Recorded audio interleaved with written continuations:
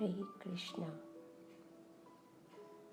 Then the demigods addressed the Lord as Satyam Param, or the Supreme Absolute Truth.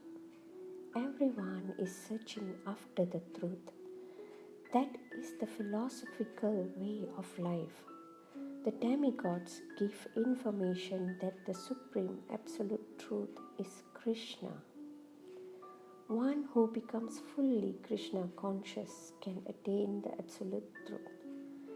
Krishna is the Absolute Truth because, unlike relative truth, He is truth in all the three phases of eternal time. Time is divided into past, present and future. Krishna is truth always, past, present and future. In the material world, everything is being controlled by Supreme Time in the course of past, present and future. But before the creation, Krishna was existing, and when there is creation, everything is resting in Krishna. And when this creation is finished, Krishna will remain. Therefore, He is the Absolute Truth in all circumstances. If there is any truth within this material world, it emanates from the Supreme Truth, Krishna. If there is any opulence within this material world, the cause of the opulence is Krishna. If there is any reputation within this material world, the cause of the reputation is Krishna. If there is any strength within this material world, the cause of such strength is Krishna. If there is any wisdom and education within this material world, the cause of such wisdom and education is Krishna. Therefore, Krishna is the source of all relative truths. This material world is composed of 5 principal elements: earth, water, fire, air, and ether. And all such elements are emanations from Krishna. The material scientists accept these 5 primary elements as the cause of the material manifestation, but the elements in their gross and subtle states are produced by Krishna. The living entities who are working within this material world are products of his marginal potency.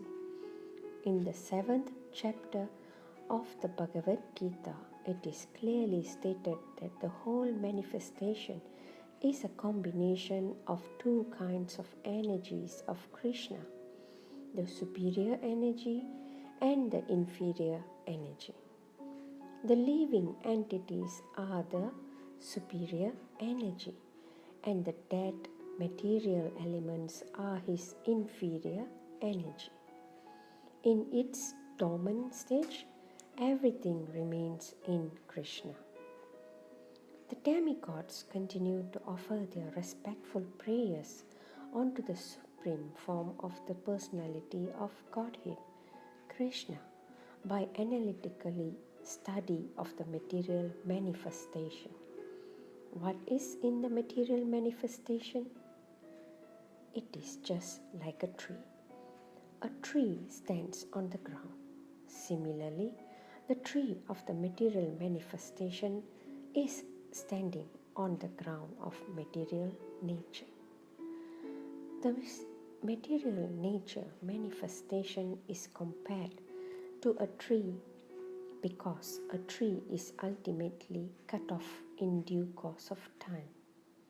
A tree is called vriksha. Vriksha means that things which will be ultimately cut off.